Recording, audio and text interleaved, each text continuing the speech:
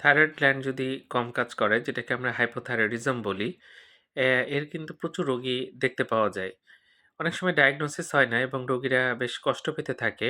কারণ এখানে বিভিন্ন লক্ষণ দেখা যায়, তখন রোগীরা ভাবে যে দুর্বল লাগছে, নিশ্চয়ই ভিটামিনের অভাব বা ক্যালসিয়ামের অভাব এটাই মনে করেন।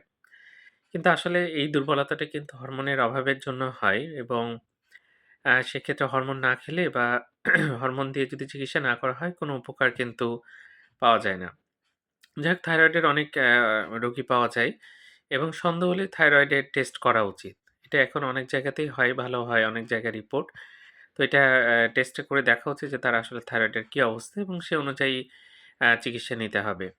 বাংলাদেশে সঠিক পরিসংখ্যান না থাকলেও হাইপোথাইরয়েডের প্রচুর রোগী এবং এটা কিন্তু আমি বললাম যে বিভিন্ন দুর্বলতা, ক্লান্তি বা দেখা যাচ্ছে মাসিক বেশি হচ্ছে, তিনি দেখা যাচ্ছে কোনো গাইনোকোলজিস্ট দেখাচ্ছেন। আবার অনেক সময় অনেকের কনস্টিপেশন হয়, তিনি দেখা যাচ্ছে কোনো গ্যাস্ট্রোএন্টারোলজিস্ট দেখাচ্ছেন। কিন্তু সঠিক যদি চিকিৎসা মানে থাইরয়েড যদি রিপ্লেস না করা হয়, হরমোনটা না দেয়া হয়, কোনো ওষুধেই তেমন কোনো কাজ হবে না। ধন্যবাদ সবাইকে।